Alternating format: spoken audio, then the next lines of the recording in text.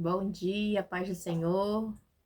Hoje é dia 19, né, de setembro de 2024, uma quinta-feira. Quem vos falar aqui é a missionária Nadir Albano. Estamos começando mais um momento de João 3,30, que ele cresça que eu diminua. Como de costume, vamos estar orando. Logo em seguida, vamos estar passando para a palavra do Senhor. Amém? Meu Deus, meu Pai, em nome de Jesus, nessa hora na tua presença santa, pedindo perdão pelas minhas falhas, pelos meus pecados que são em número. Eu apresento o lar, a família, o ministério, o chamado, não se confia na minha pessoa. Apresento também, meu Deus, a vida daquela irmã que vai estar do outro lado, ouvindo a ministração dessa palavra. Se eu posso estar indo de encontro, curando, libertando, salvando, transformando. É o que eu te peço neste dia, em nome do Pai, do Filho e do Espírito Santo de Deus. Amém. A palavra do Senhor diz assim em Lucas 13, arrependimento ou morte. A gente está na maratona de Lucas, né? Onde eu relatei a vocês que Deus, né, pediu pra mim estar fazendo, né? É uma maratona com os evangelhos sinóticos, onde a gente leu Mateus, Marcos, agora estamos em Lucas. E a gente já estamos em Lucas 13, tá? Depois vamos para o evangelho de João. E vamos hoje em Lucas 3, assim, arrependimento ou morte. Naquela ocasião, alguns dos que estavam presentes contaram a Jesus que Pilatos misturara o sangue de alguns galileus com os sacrifícios deles. Jesus respondeu: vocês pensam que estes galileus eram mais pecadores que todos os outros por terem sofrido dessa maneira? Eu lhe digo que não, mas se não se arrependerem, todos vocês também perecerão. Ou vocês pensam que aqueles 18 que morreram quando caiu sobre eles a torre de Siloé eram mais culpados do que todos os outros habitantes de Jerusalém? Eu lhe digo que não, mas se não arrependerem, todos vocês também perecerão. Então contou esta parábola. Um homem tinha uma figueira plantada em sua vinha, foi procurar fruto nela e não achou nenhum. Por isso disse ao que cuidava da vinha: já faz 3 anos que venho procurar fruto nesta figueira e não acho. Corte-a, porque deixá-la inutilizar a terra? Respondeu o homem: Senhor, deixe-a por mais um ano, e eu cavarei ao redor dela e adubarei. Se der fruto no ano que vem, muito bem, se não, corte-a. Meu Deus, meu Pai, em nome de Jesus, essa palavra que você colocou no meu coração, no momento, João 3,30, que ele cresça, que eu diminua. Senhor Deus, eu não tenho o que falar, mas o Senhor que é o dono da palavra, o Senhor é a palavra, o Senhor é tudo em todos. Deus, eu te peço que eu diminua, que o Senhor cresça, que eu não fale aquilo que eu quero, somente aquilo que vai falar aos nossos corações. Amém? Então, Jesus, ele vai estar falando aqui do arrependimento ou morte. Mas por quê, né? Aí a gente vê que logo em seguida, a gente vê uma fala bem assim. Naquela ocasião, alguns dos que estavam presentes contaram a Jesus que Pilatos misturara o sangue de alguns galileus com o sacrifício dele. Então, houve o quê? Houve uma mortandade ali, tá? Onde mataram alguns galileus e Pilatos misturou o sangue deles. E eles tinham uma crença que só eram mortos brutalmente dessa maneira quem era pecador, tá? Mas eles não estavam conseguindo ver, né? Até os discípulos, que Jesus ele veio separar os peixes bons dos peixes ruins, os maus dos bons e sucessivamente. Então, quando eles falam assim desses galileus, assim, ele não fala claramente quem é, tá? Mas ele fala que Herodes mandou matar essas pessoas enquanto oferecia sacrifício no templo, ali no templo dele, nas coisas dele, condiz com a reputação de Pilatos, porque Pilatos era um homem agressivo, era um homem, né, que era um homem sanguinário, vamos dizer assim, né? E vai ver que provavelmente que esses galileus não tinham seguido as ordens romanas, a gente não sabe, né? Mas sabe que esse castigo foi um castigo tão sangrento que eles foram mortos, tá bom? E aí, a gente vê aqui no 2, a Jesus começa a falar. Jesus respondeu: vocês pensam que esses galileus eram mais pecadores que todos os outros por terem sofrido dessa maneira? Acabamos de falar, né? Então, eles tinham essa crença. Ah, não, talvez eles eram mais pecadores, mais pior que nós, tal, né? Mais culpado. Porque no tempo antigo tinha essa crença. Mas não, né? E Jesus assim, eu lhe digo, mas não. Eu lhe digo que não, tá? Mas se não se arrependerem, todos vocês também perecerão. Aí Jesus, ele vem dizer que eles vão perecer. Vamos lá no 4. Ou vocês pensam que aqueles 18 que morreram quando sob a torre de Siloé eram mais culpados do que todos os outros, né? Então Jesus vem mostrar que a partir do momento que você não consegue entender que você é carente, que você necessita de arrependimento, você vai sofrer consequências horríveis, tá? Então, assim, todos nós carecemos de nos arrepender. Então, nós necessitamos desse arrependimento. Se a gente não se arrepende, se a gente não reconhece que a gente é carente, a gente vai sofrer o fogo eterno. Porque só reconhece que é doente, que necessita de Jesus, quem é doente. Se você não reconhece, você não consegue entender que você precisa de Jesus. Então, ele vem e diz assim no 5, eu lhes digo que não, mas se não se arrependerem, todos vocês também perecerão. Ou seja, vocês têm que entender que vocês precisam se arrepender, que vocês são doentes, tá bom? Vocês necessitam de mim. Se vocês não conseguem entender, vocês também vão perecer. Aí Jesus vem no 6 e diz assim, então contou esta parábola, um homem tinha uma figueira plantada em sua vinha, foi procurar fruto nela e não achou nenhuma. Por isso, diz no 7, por isso disse ao que cuidava da vinha, já faz 3 anos que venho procurar fruto nesta figueira e não acho, corte-a, por que deixá-la inutilizar a terra? Provavelmente, eu não sei se Jesus está falando dos judeus, né? Porque provavelmente já tinha 3 anos de ministério e não tinha tido fruto ali, tá? Sobre os judeus, sobre o povo judeu, não sei. Ou se Jesus está se referindo às almas individual, mas às vezes eu acho que é sobre as almas individual, mas às vezes eu penso também que é sobre o povo judeu, tá? Sobre o judeu que Jesus está ali no seu ministério, eles não davam atenção. Respondeu o homem, Senhor, deixe-me por mais um ano e cavarei ao redor dela e adubarei. Se der fruto no ano que vem, muito bem, se não, corte-a, né? Deixe mais um tempo. Então, ou seja, Jesus sempre dando tempo, Jesus sempre dá tempo, tá? Para o arrependimento. E assim, se não há arrependimento, não há salvação. Sem arrependimento é impossível você chegar a Deus. Então, a gente vê que tem essa necessidade da gente entender, tá? Como eu falei, eu não sei se fala da nação judaica, né? Ou se é uma alma individual que precisa se arrepender. Mas se for sobre a nação judaica, também necessita de arrependimento para aceitar Jesus. E a minha, você também, tá? Uma mulher curada no sábado. Certo sábado, Jesus estava ensinando numa sinagoga e ali estava uma mulher que tinha um espírito que mantinha doente havia 18 anos. Ela andava encurvada, de forma alguma podia endireitar.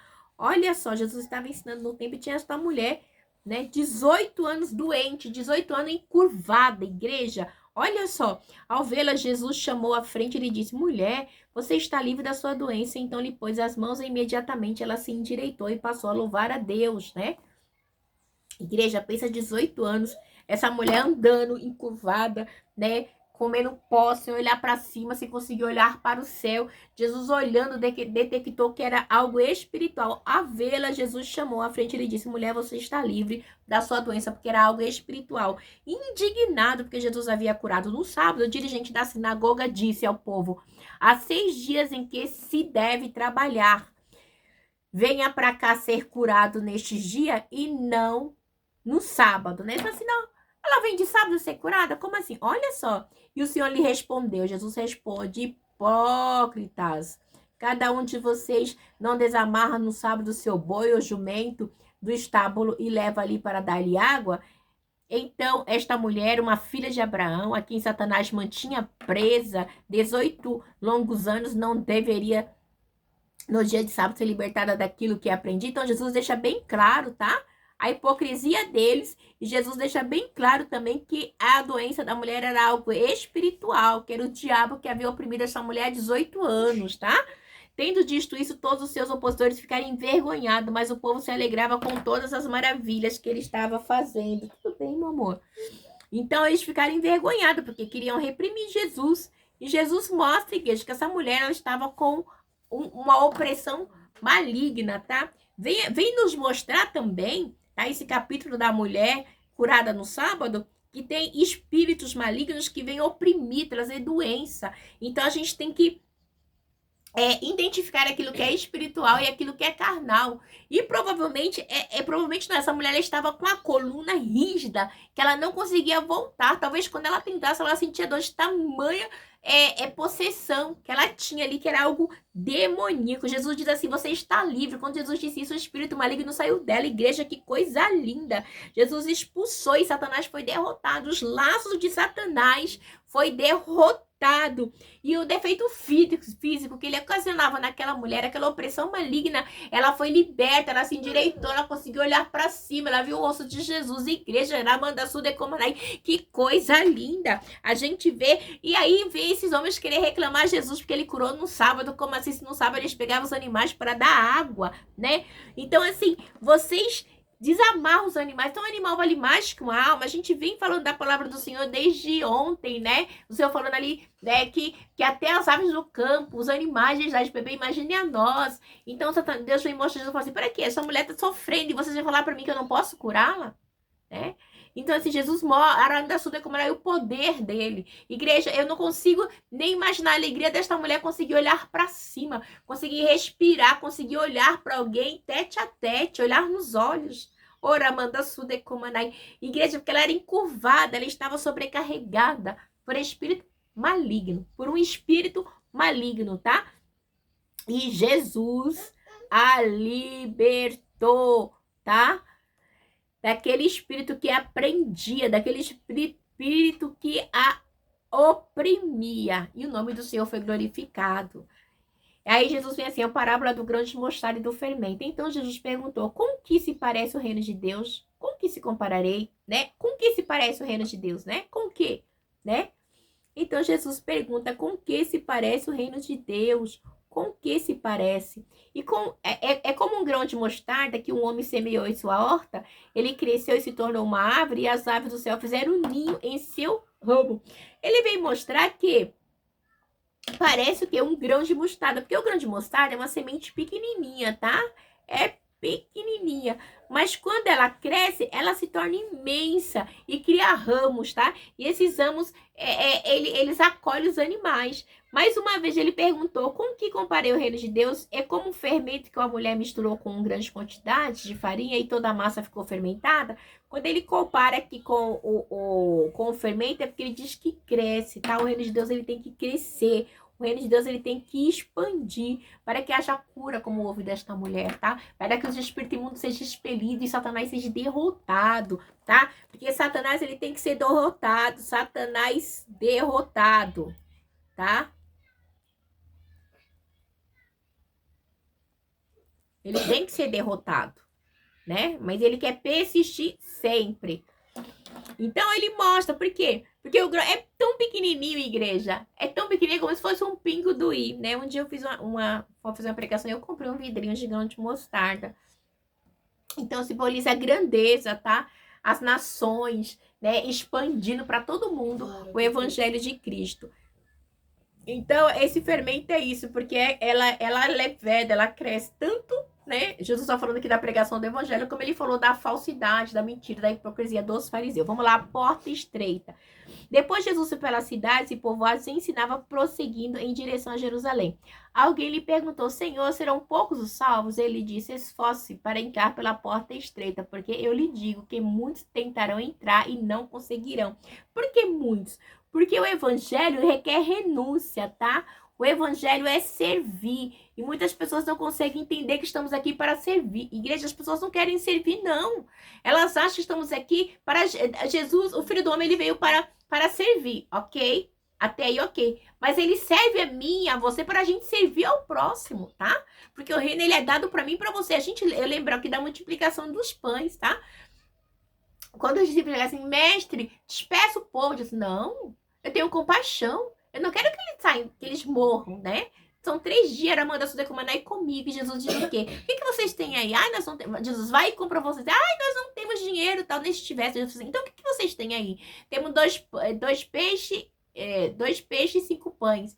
Aí Jesus pede, traga a mim. Jesus pega os pães, né? Dá graça a Deus, parte, dá aos discípulos dá ao povo. E aí sobeja ainda 12 cestos. Mas o que foi feito com os discípulos, hoje é feito comigo e com você, que somos servos do Senhor, tá?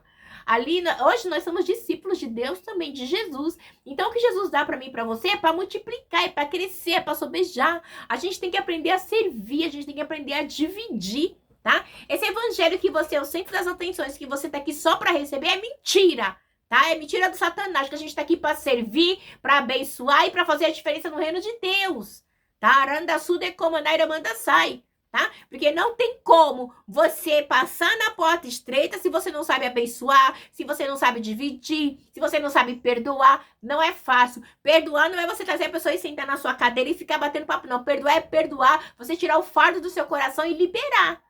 Não me interessa se ela não me liberou, mas eu libero ela, porque eu não vou ver com esse câncer atrás de mim, com essa doença me corroendo. Necessariamente eu não quero mais essa pessoa na minha vida. Ai, uma coisa.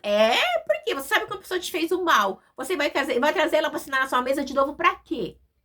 Pra quê?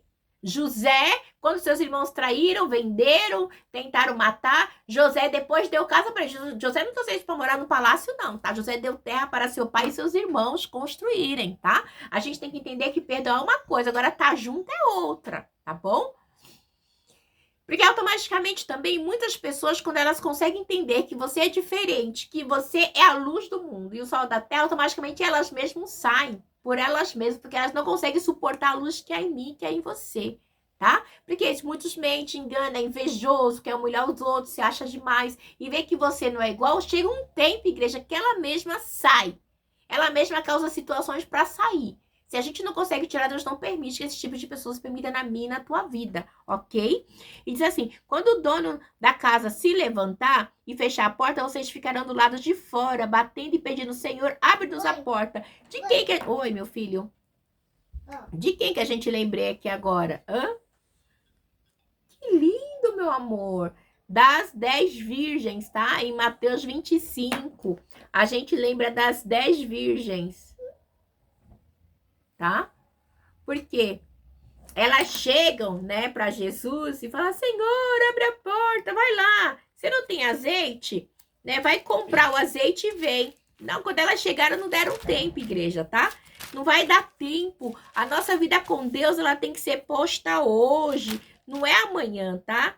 As parábolas das 10 virgens. Então, a gente tem que ter uma vida com Deus sempre, em constante oração, em constante vigilância. Ele, porém, respondeu, não os conheço, nem sei onde estão você. Mateus 25, lembra? As 10 virgens? A mesma coisa, tá bom? Então, vocês dirão, comemos e bebemos contigo e ensinaste em nossas ruas, tá? As 10 virgens. Então, a gente tem que entender que não é porque você prega, que não é porque você fala, se você não tem uma vida com Deus constantemente, grande coisa, minha filha, tá? Você pode ser o homem mais rico do mundo, entanto que as coisas do Senhor não é comprada com dinheiro material, tá? É espiritual. Mas ele respondera, não os conheço, nem sei de onde vocês vêm, afaste de mim, todos vocês que praticam o mal. Quando você pratica o mal, quando você não reconhece a grandeza de Jesus, do Messias, tá? Porque Jesus, ele tá fazendo a obra, ele tá pregando. Então, Jesus, ele tá fazendo a obra. E as pessoas não conseguem reconhecer, por isso que poucos são salvos, igreja. Não é muita pessoa, não, tá? Então, a gente vê que se a pregação, se você não ouvir a pregação de Jesus e a receber, de verdade, não haverá cura. Não haverá libertação, não, né? Então, são poucos seguidores de Jesus que conseguem receber a libertação para entender que ele é o caminho, a verdade e a vida. Então, Jesus, ele nos adverte, igreja, para mim e para você aqui. Mas ele respondeu, não os conheço, nem sei de onde são, afaste-se de mim, todos vocês que praticam iniquidade, advertência.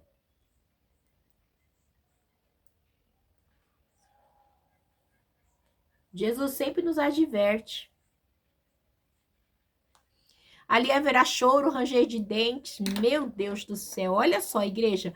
Ali haverá choro, ranger de dentes, quando você virem Abraão, Isaac, Jacó e todos os profetas no reino de Deus, mas vocês excluído. Lembra lá do rico e Lázaro? Senhor, peça para Abraão que, né, peça a Lázaro que já era, tá? Bem claro. Pessoas virão do Oriente, do Ocidente, do Norte, do Sul e ocuparão seus lugares à mesa do reino. Então, assim, peraí, vocês não me receberam, judeus? Ok, tudo bem. Mas vai vir pessoas. Eu fui alcançada a vocês aqui no Brasil, tá bom? De fato, né? Aí ele diz assim, de fato, há últimos que serão primeiros e os primeiros que serão últimos. Então, é algo real, tá? Então, Servir a Deus é muito forte, não é qualquer coisa, igreja. Tem gente que acha, eu sirvo a Deus, eu tô indo pra igreja, tô 40 anos. Mas é uma pessoa mesquinha, mentirosa, invejosa. É uma pessoa que persegue, que calunia. É uma pessoa fermentadeira, fofoqueira, mentirosa, tá? Deus, ele quer pessoas nascidas de novo, tá? Pessoas que sejam nascidas de novo, tá bom? E, de fato, os últimos serão os primeiros, tá bom? Vamos lá, o lamento profético sobre Jerusalém. Naquela mesma hora, algum fariseu aproximou-se de Jesus e disse, saia e vá embora daqui, pois Herodes quer matá-lo, né? Saia e vá embora daqui, pois Herodes quer matá-lo. Provavelmente, Jesus estava ali na jurisdição de Herodes, tá? Porque Herodes era tretarca, então cada um tinha uma jurisdição. Era dividido os reinos, tá? E ele respondeu, vão dizer aquela raposa, expulsarei demônios e curarei o povo hoje e amanhã, e no terceiro dia estarei pronto, né? Eita, olha só, aí no 33.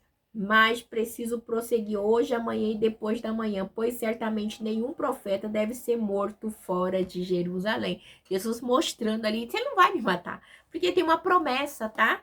Eu vou ter que morrer em Jerusalém, né? Por quê? Porque a raposa era um animal assusto, então Jesus compara Herodes a uma raposa. Então, e ele estava num tempo ali que ele tinha que realizar o propósito dele, tá? Jesus tinha que realizar o propósito dele, que era pregar o evangelho, então ele não podia parar. E Jerusalém, Jerusalém, você que mata os profetas, né? Tá aqui, ó, no 34. Jerusalém, Jerusalém, você que mata os profetas e apedreja os que lhes são enviados, né?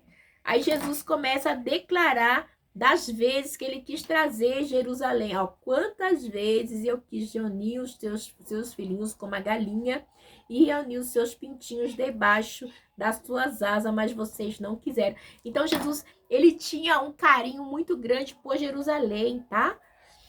E Jesus, ele sabia, na Sude como na Iramandasai, que o profeta, na sua pátria, não tinha honra, tá bom?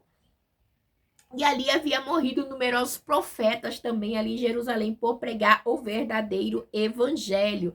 E a gente vê também aqui que ele fala, eis que a casa de vocês ficará deserta, e eu lhes digo que vocês não verão, mas até que digam bendito que vem em nome do Senhor. Então assim, vocês não vão me ver, tá? Porque tá chegando o fim, eu tô com vocês, vocês não estão me reconhecendo, né? E o que tá acontecendo, né? Então, vai acontecer a obra. Então, vocês não querem me ver? Eu vou acender o alto, eu vou voltar para levar um povo lavado e remido no sangue de Jesus, tá? Então, Jesus, ele quer que a gente venha ter este contato com ele, que a gente venha entender que ele é tudo em todos aqueles que aceitam como Senhor e Salvador da sua vida. Amém? Deus abençoe vocês. Tenha um dia de sexta-feira, não de quinta-feira, né? Quase final de semana abençoado, em nome do Pai, do Filho e do Espírito Santo de Deus. Amém? Deus abençoe.